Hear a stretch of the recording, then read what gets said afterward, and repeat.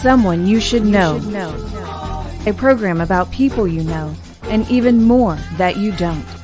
Hosted by Stuart Sachs, veteran, husband, father, and grandfather. Now, here's your host, Stuart Sachs. Well, I welcome you again to another edition of Someone You Should Know. Glad to have you with us. Most of you that have been following me for, it's been almost 6 years now, know that I'm a veteran. But I also interact with a lot of people who never put on a uniform and serve the country, basically because maybe we were in between skirmishes and didn't have to. But they're referred to as patriots.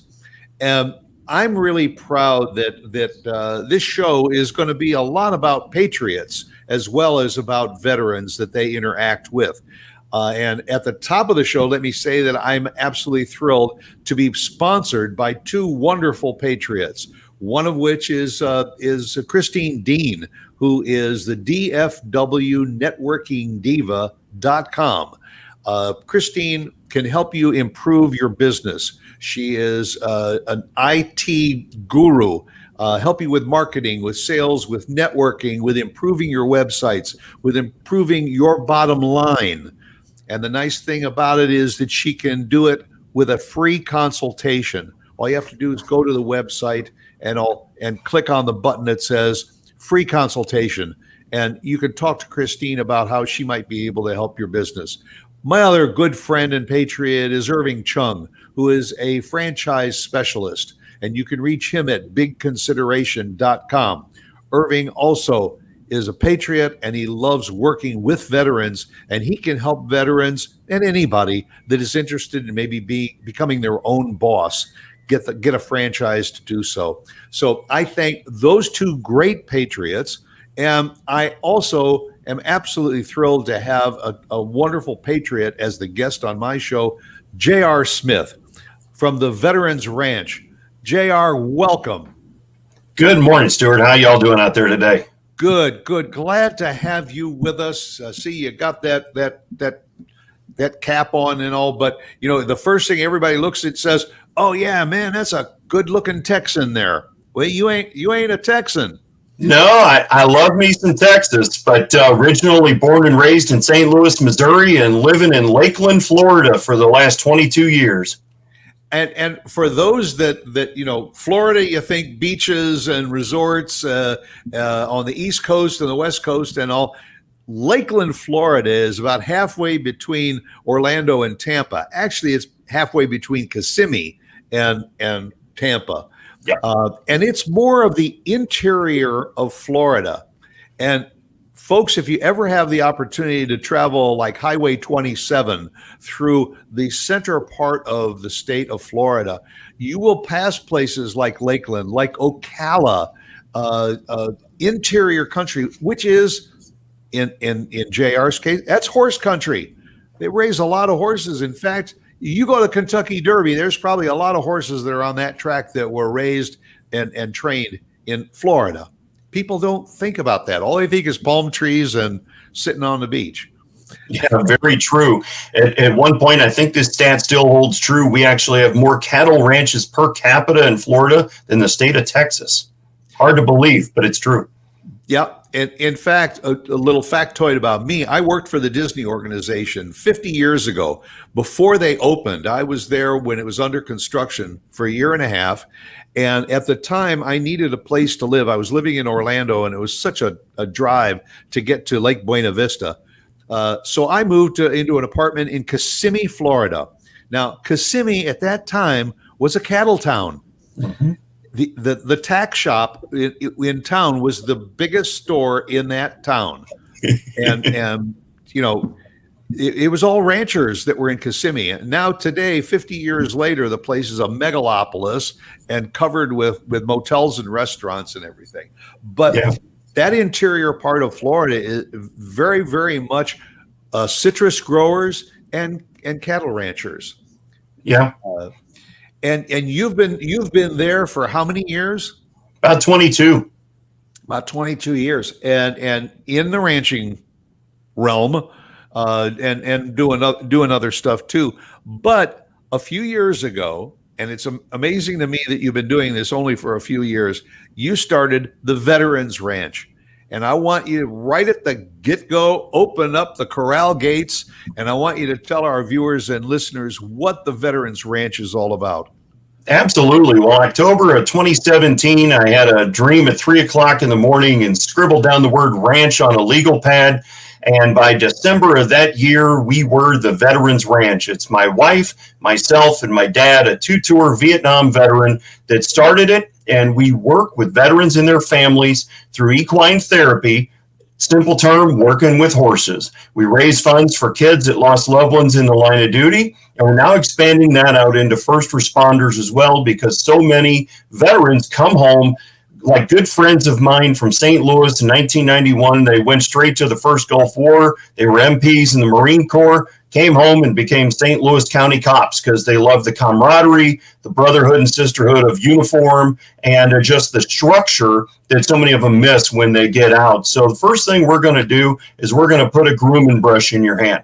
Folks that don't know or understand horses will learn to appreciate this. A horse can feel a gnat land on its back. If it can feel that from you, what do you think, or feel that, what do you think it knows from you just 2 feet away? It knows everything about you and tends to project those same feelings back towards you. So by grooming that horse, that rhythmic motion of brushing and grooming a horse helps build a bond of trust between you and that horse.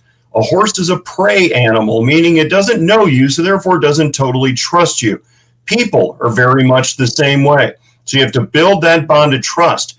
And in building that bond of trust, you tend to lay down or start laying down heavy coats of burden you didn't even realize you were hanging on to. And you and that horse didn't say a word to each other, or you were doing all the talking, but horses are real good listeners. And so, you said this was just kind of an epiphany and said, I want to do this. How did you decide? You said ranch. How did you decide that you wanted to term this ranch with the word veteran? Well, veteran goes really deep in mine and my wife's family. As I said, my dad's a two-tour Vietnam vet. His father was part of the Big Red One in World War II. His brother was in the Navy, and it just goes deep from there. My wife's dad wore the uniform right after World War II in peacetime. Had 2 uncles in World War II, one in the Pacific Theater that was actually there the day Pearl got hit, best we can trace. And he lived at 2010, and the other one was part of the medical corps in Europe. And again, it just goes deep. Somebody in her family traced military service all the way back to George Washington. And as I mentioned, 5 or 6 of my buddies went right to the sandbox right out of high school, and they all came home. Some of them maybe a little crazier than when they left, but they all came home, and that was the important thing. So, military has always been driven in me to have that pride, have that respect and honor for the 1%. That's what a lot of people don't realize. Out of this country, only 1% don the uniform. Okay, that's huge. They don't do it for the money. Lord knows they don't do it for the money. They don't do it for the glory. They do it because they want to be a part of something bigger than themselves. So to have respect for that is beyond belief. So it is our mission to serve the ones that served us all on a daily basis. So you developed this equine therapy, and I'm fascinated by the fact that you said that horses have this like sixth sense. As somebody approaches them, they don't know this person, and it's can we bond? And through brushing and dealing with the horse, you form that bond. The program that you have, are you reaching out basically to those veterans who have trouble in their lives?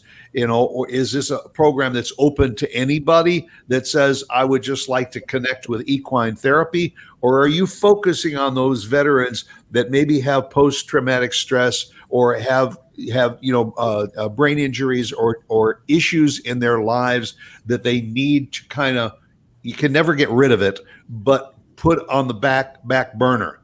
The real answer is yes.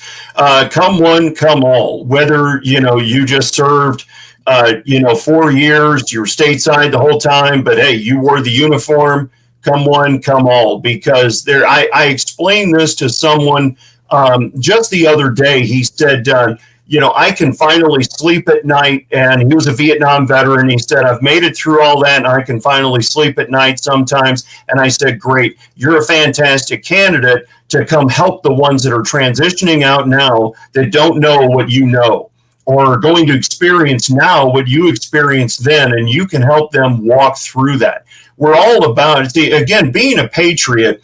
I can only speak to so much. I've gone through some trauma in my life, and a lot of people have, but I've never had a buddy die in my arms. I've never watched somebody get blown up. I mean, Lord knows what these men and women see overseas these days. And so therefore, we rely on our other veteran community to have veterans serve veterans.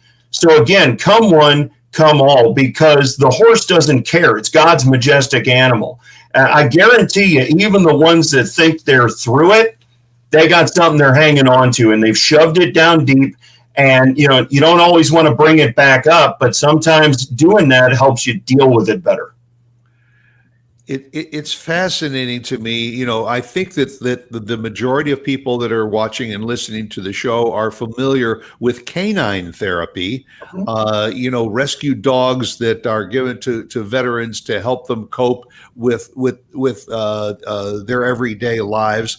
But where did this process of equine therapy come into play? And you're only a 4-year-old organization. How did you start it, and how did you grow it in 4 years? Well, the interesting thing is you're very right, sir. It is very similar to dog therapy. No offense to any dog program out there, but we didn't want to just be white noise and start another dog program. We wanted to stand out in the crowd. My wife and I have always loved horses. When you hear St. Louis, you think the Arch, Budweiser, and Cardinal baseball. And as true as a lot of that is, you don't have to get too far out into the sticks to see rodeo, to see country, to see horses.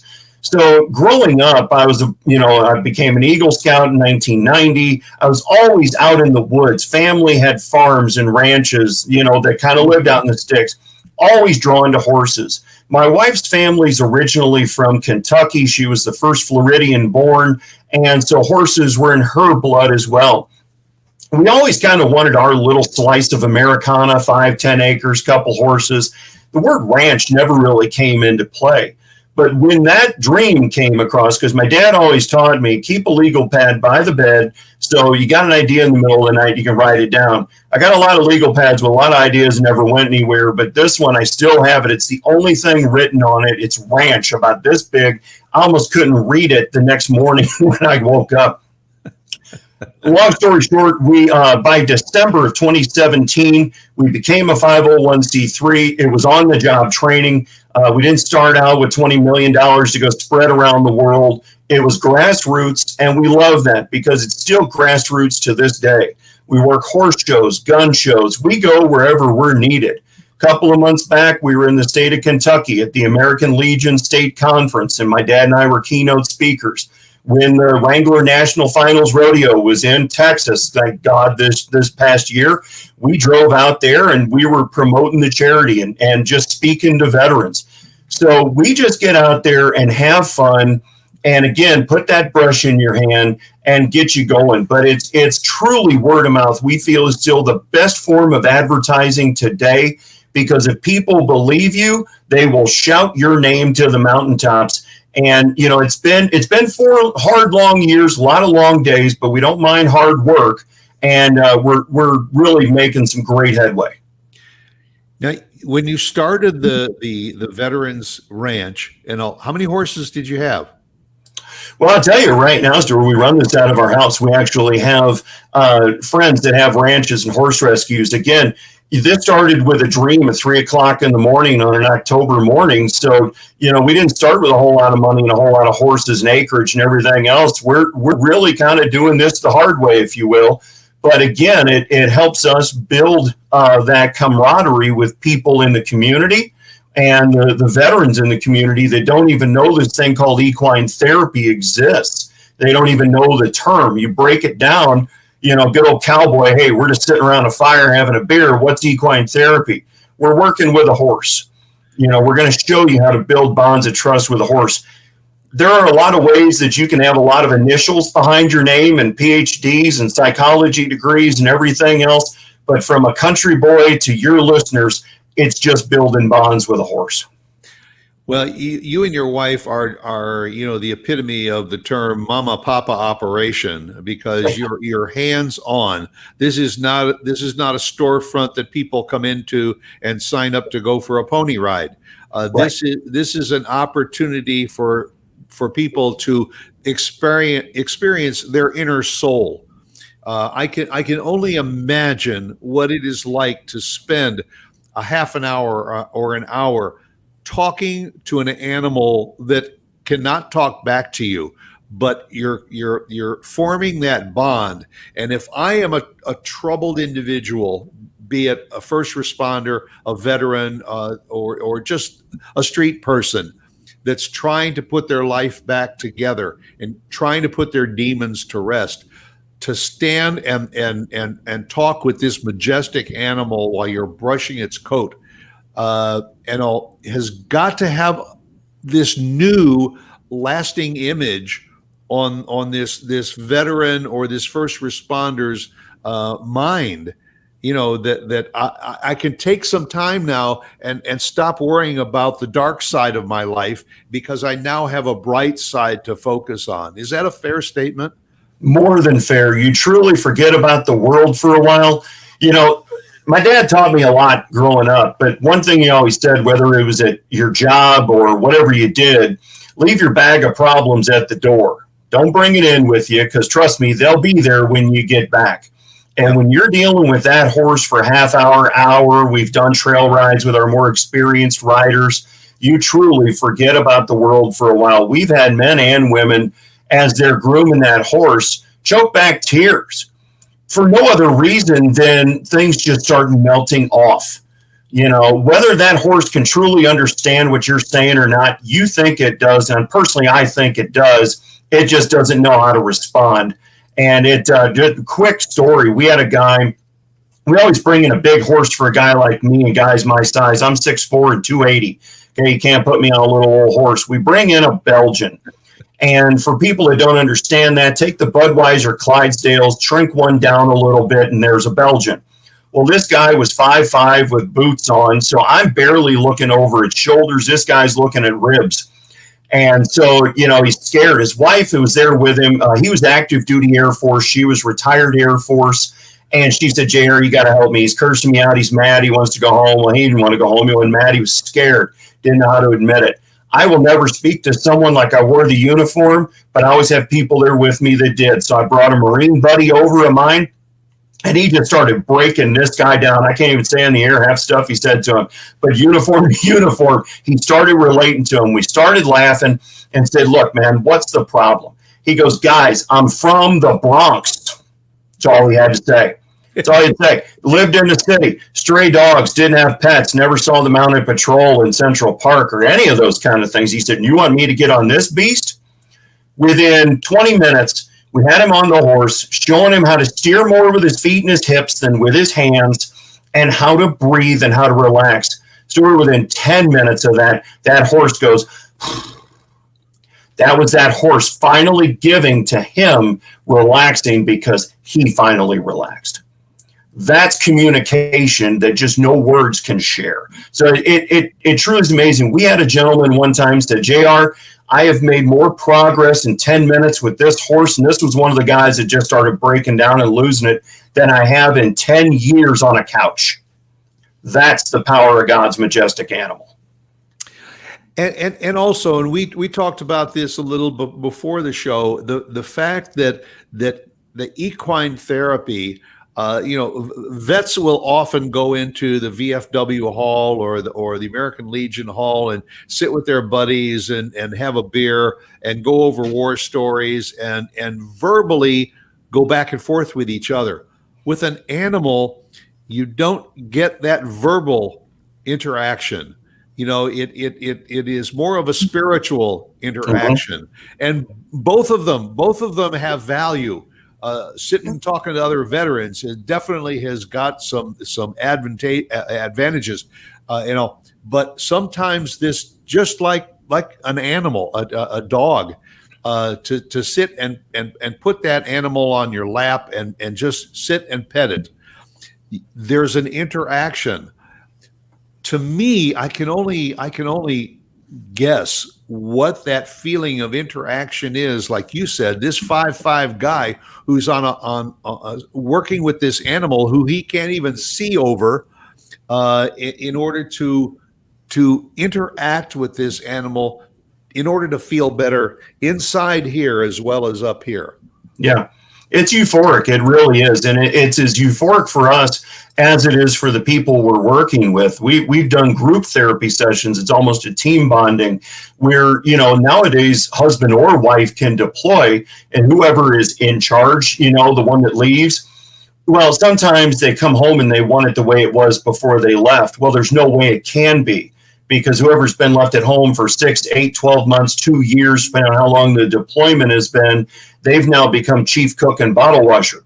And it creates a lot of angst in the family. One of the things we truly fight against is divorce in military. It's about probably 20, 30% across the board on average. Special Forces right now, Navy SEALs, not to pick on them, but they're 99%.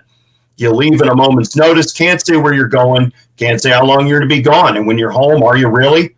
Right. Or is your brain still back where you were? And it creates a lot of angst. So we'll get, that horse is the one in charge. It tells you what it wants to do, where it wants to go. So we'll bark the orders to the family and have them work together with that horse. And again, sometimes it works on the first shot. Sometimes it doesn't work, till the 6th shot. You got to be willing to give yourself to that horse. It's almost biblical. You got to give yourself to that horse. You got to give up what you're hanging on to. And, when you're giving yourself to that horse, you're giving yourself to the process of learning how to heal. And we've had families, just break down. And I might be this big cowboy, but I'm a giant teddy bear. I'm in a group hugging with everybody, because it's as therapeutic for us as it is for them to see people really move on to, be better versions of themselves. TheVeteransRanch.org is the website, and I encourage those of you that are watching and listening to visit the website. Now, JR is not a guy that just started this ranch and he had deep pockets and lots of money to put into this. You are donation driven.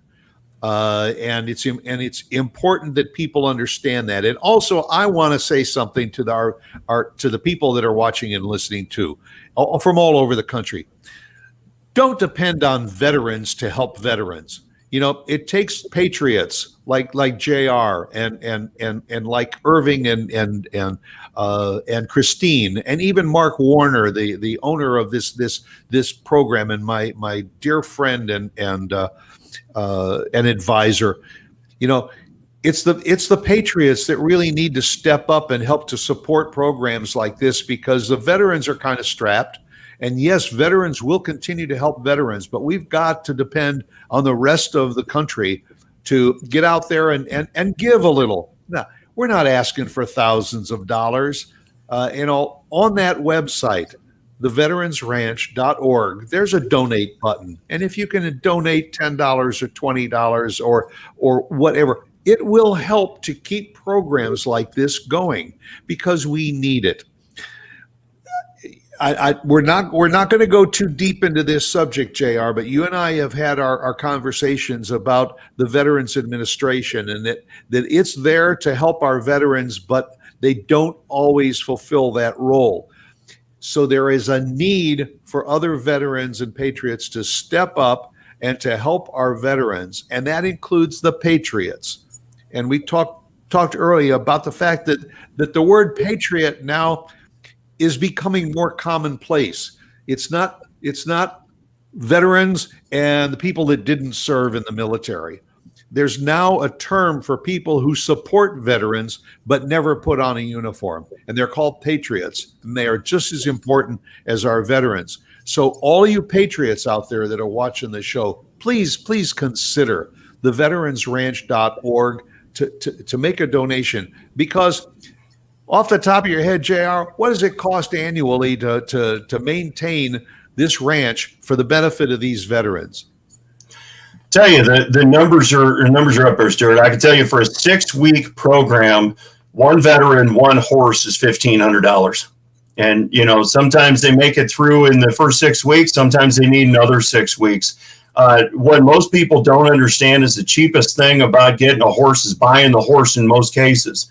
Sometimes a free horse can be the most expensive horse you ever get because you got, like we trim our nails, every now and again. Well, you have a farrier come out every 6 weeks, trimming hooves and shoeing and reshoeing horses. You got to get teeth done every 6 months, vet bills, feed, hay, it all adds up.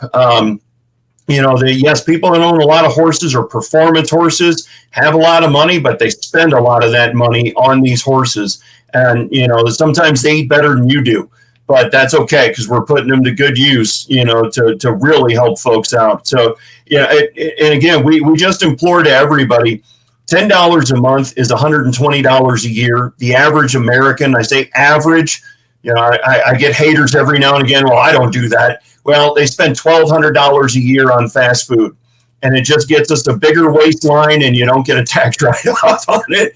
Right. Here you're getting tax deductible. Everything helps. If I had 1 million people give $1, it all helps. Whatever you can do, $1, $5, $10 a month, it all adds up, folks, and it's all going to a great cause.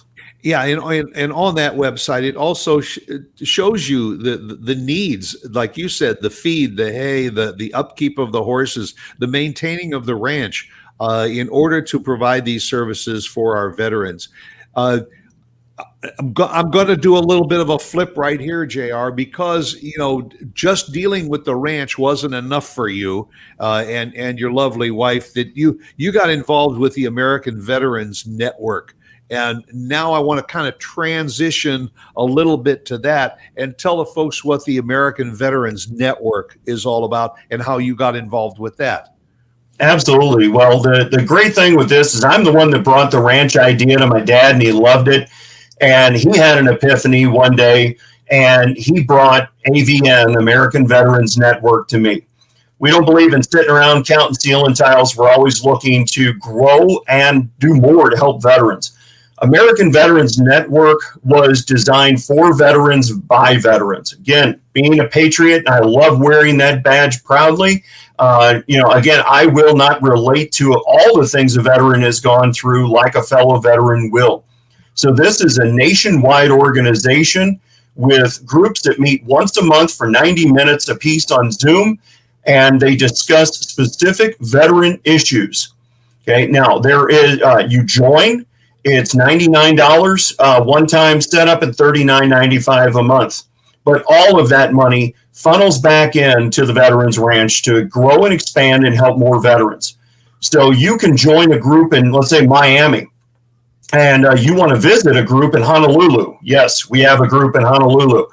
You can join, you can visit that group and speak and network with veterans there and deal with issues that, maybe aren't being necessarily addressed in your group, but somebody that's gone through exactly what you've done.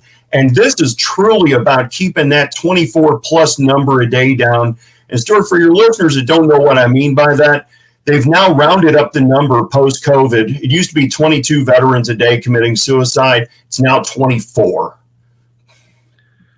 It's unacceptable. Told you.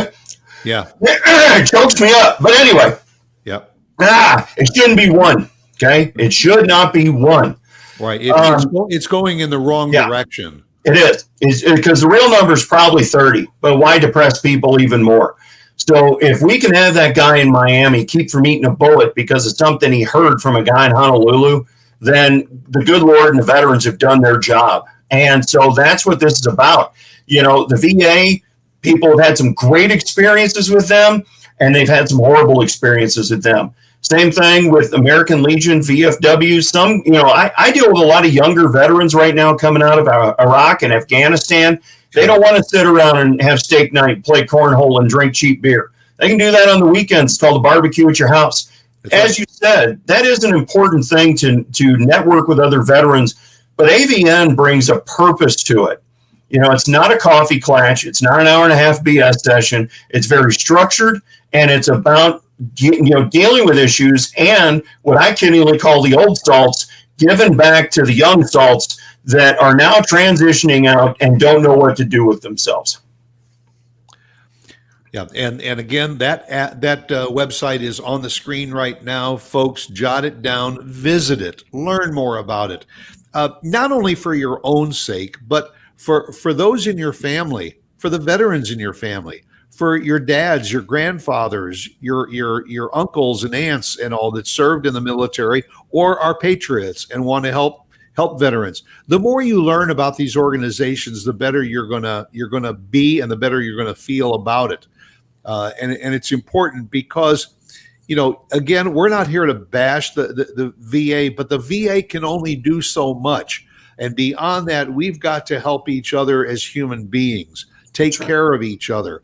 As JR said, I'm very familiar with 22 Kill as an organization, and that's a number that's been in my brain for years and years. And just to know that the number is going up instead of down, and I know that a lot of that is my generation, the Vietnam veterans. They've lost hope. They've said, I've served my country. I'm in my 60s and 70s and approaching 80. I got no place to go and I got nobody to take care of me. What's the use? Well, there is a use. And it's getting into programs like the Veterans Ranch, where you can say, stand up, put a brush in my hand and let me stroke that animal and let me feel good about myself and give myself a purpose for staying on this earth instead of leaving it. That's right. We say all the time, somebody needs to know what you know. Somebody cares about you. Somebody's missing you. Somebody hasn't heard from you in a long time. And, for all the patriots out there, stop leaving it on Facebook and Instagram and everything else. Get a phone number. Pick up a phone. Let's go. I'm going to go old school on this. Pick up a phone and talk to somebody, because again, you see me getting emotional here. You can't understand a text or a Facebook or an email all the time. Pick up a phone and reconnect with people again. I'll say it short like this because I don't want to get into politics on this. Doesn't matter who you voted for or who your buddy voted for. A good friend of mine in St. Louis, Missouri, votes the polar opposite of me every single time. I've known this man since the 4th grade, and we are friends to this day. Doesn't matter who he voted for. He's my buddy, and if I call him at 3 a.m, he's got my back, and I got his. That's what we've got to get back to in this country, but especially with our veterans and first responders. They see things that people can't possibly imagine on a day-to-day basis. And to just say, which is very appreciated, as you said, Stuart, thank you for your service. Buy them a cup of coffee, buy their lunch, but you don't got to break your shoulder off, pat yourself on the back doing it, because they won't let you do it if they know you're doing it, but do it. Do it anyway. Help support our veterans in every way you can, and that's why we're here. Our daughter she's 18, she's a senior in high school. I'll be turning 18 soon. And we hope that, when it comes time to put us in the ground, that she's taking it over, because we call this our deployment that never ends. So hopefully she picks up the flag and keeps that mission going when we're gone. Now, as the Veterans Ranch grows, are there opportunities for those veterans and everything to become employed by the Veterans Ranch to help with the programs and then to help firsthand with other veterans? Absolutely. Yeah, you'll see when you go on our website, we have a merch store on there, and we have a shirt that says graduate of DD 214 with honors. Yeah. Now, vets will understand that. Patriots, you may have to do some research, and I'll make you do it. But I know you understand it, Stuart. Absolutely. So, you've got to have a DD 214 to work for us. It'll be a very rare occurrence that somebody's got to fill a position that is not a veteran. That has been a mission of ours from the very jump. We shared the story about all the napkins I was writing down ideas on. That was one of the very first and foremost that will never change. When you look on our advisory board, it's all veterans. The top one is a retired colonel from the United States Navy, a Medal of Honor recipient from Vietnam. His story will jerk tears out of you like you won't believe. If you don't feel that you have a calling on your life and you don't know where your life's going anymore, I'll share his briefly with you. He was with a Marine detachment. He was a corpsman. He's with a Marine detachment, taking on some heavy fire. A grenade comes in. He doesn't think twice. He jumps on the grenade. The grenade never went off. That's what he got the MOH for. Okay, think about that. Maybe you gave up on God. You don't think, that there's a calling on your life. There's been a calling on Colonel Don Doc Ballard's life, and he is on the board, including ours, of 31 different charities that deal with veterans. Get on board with that and get on board with us, and we'll take y'all for a good ride. I guarantee it. And then the relationship that the Veterans Ranch has with the American Veterans Network, is it a matter of just sharing information and sharing the veterans? Because your location is in Lakeland, Florida, and I think you said you have several locations, several ranches around the Lakeland area, but you are focused right there. So if people want to take advantage of the Veterans Ranch, they got to come to you. They got to come to us right now, but I'm glad you led into this, because a major announcement that we put out here about 3 weeks ago is we're going to be relocating our corporate headquarters to St. Louis, Missouri, or the greater St. Louis area. I can mention the city, but if you're not from there, you won't know the city. So greater St. Louis area. We will leave something in Florida. It is our mission and our goal, and we'll never give up until it's done, to have a veterans ranch in every state in the union. Okay, from Florida to Hawaii, because you're not always going to be able to travel to Florida or to Missouri. We're going to have them in Texas. We're going to have them in Colorado. We're going to have them all over the place, where people are going to have the opportunity to become the Veterans Ranch. We don't have to own all the property and all the horses. There will be more news coming on that as that progresses. But the Lou, we're coming home. And for those veterans that are sitting in Minnesota right now, what better way to spend maybe January or so than in Lakeland, Florida, on an equine therapy ranch, taking care of horses and getting in touch with your inner self. And likewise, if you live in Florida, you may eventually want to get to outside of St. Louis in the summertime and all to cool down a little bit. I'm sure that there's some Texans that would love to head up to St. Louis this time of the year right now in order to do it. But it's just a fascinating program. And you said that your dad was very, very much a part of the American Veterans Network. And funny thing is, in our earlier conversation, he kind of got the idea and started jotting down notes about it on a napkin, you said. And lo and behold, they say the acorn doesn't fall too far from the tree. That you started getting ideas. You and your wife are sitting in a restaurant talking about the Veterans Ranch and asking the waitress for some more napkins. Yeah, tell you, some of the best companies and ideas have been on bar napkins or restaurant napkins. There's a meme out there circulating around right now saying I can remember lyrics from a hit song from 1993, but I can't remember why I walked into the kitchen. Well, you got it. Write it down. Write it on your hand if you have to. Just get that idea down, and don't let anybody ever tell you. I mean, I can't tell you how many people said, yeah, it's really great, Jared, that you want to do that, but you don't have $50 million. You don't have 5,000 acres. You're not in Texas or, whatever. I don't care about any of that. I keep pushing forward every single day. And that's what I ask people out there to do. That's what we ask them to do with these horses. Keep pushing through. So what? I had a lady from Afghanistan. I was on another radio show. She said, I'm scared to death of horses. I said, give me 2 weeks. You'll love them, because it's an intimidation factor of the size is truly what it is. And yes, some people have been hurt by horses. It happens. If you're riding a horse and you ain't ever been in the dirt, you ain't ridden horses long enough. I mean, it just happens. But when you build that bond with that horse, it'll do more for you than you can ever possibly imagine. So patriots, veterans, keep pushing forward. Tomorrow's a new day. Make today the best day it can be, and make tomorrow a better one. What does this do for the horses? It actually works with the horses just as much, because horses, they're very much, if you don't work with them on a daily basis, they go back to kind of being wild horses. They go and do whatever they want, whenever they want. I'll break it down like this. You play golf every day, you get pretty good at it, hopefully. You don't play for 6 months, there's a lot of rust. Your slice comes back, your hook comes back, all your bad habits come back. It's the same thing with the horse.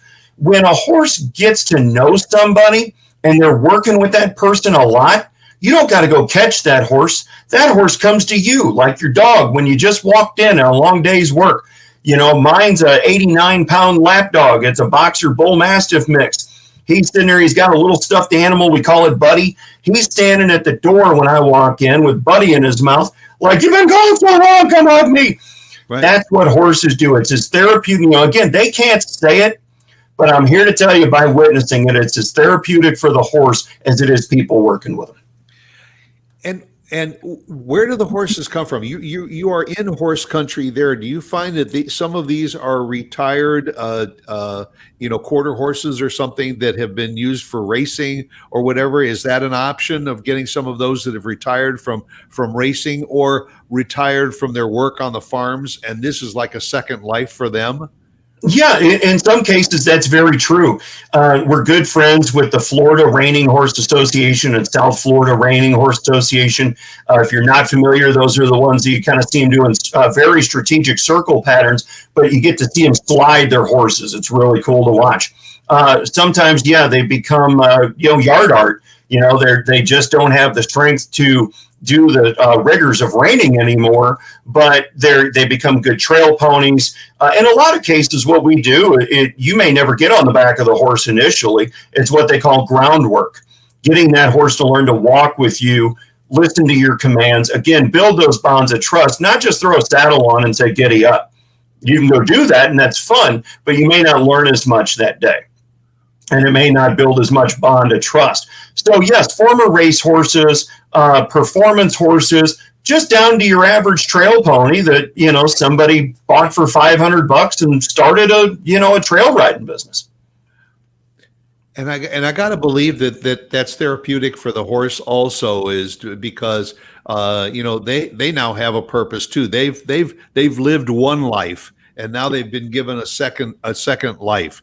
And as you said, I can only imagine, but when that veteran approaches that horse realizes that they probably already know what the feel of that veteran's hand is going to be on their back. And, yep. and they welcome that. It's like, hey, good to see you again, pal. Yep. I can't tell you how many times it's happened to me personally, and I've seen it happen to others. You're kind of standing in front of a horse, no arms, just legs, and it'll take its head and wrap it around the front of you and pull you in like a hug. I mean, it's just absolutely amazing, the bonds that can be made with this amazing animal. It is amazing to me what you have done in just 4 short years since you wrote the word ranch down on that pad of paper on your nightstand. And I can't thank you enough for taking the time to be on the program this morning and sharing information not only about the Veterans Ranch that you can visit, again, theveteransranch.org or AmericanVeteransNetwork.org. Those two organizations, please check it out.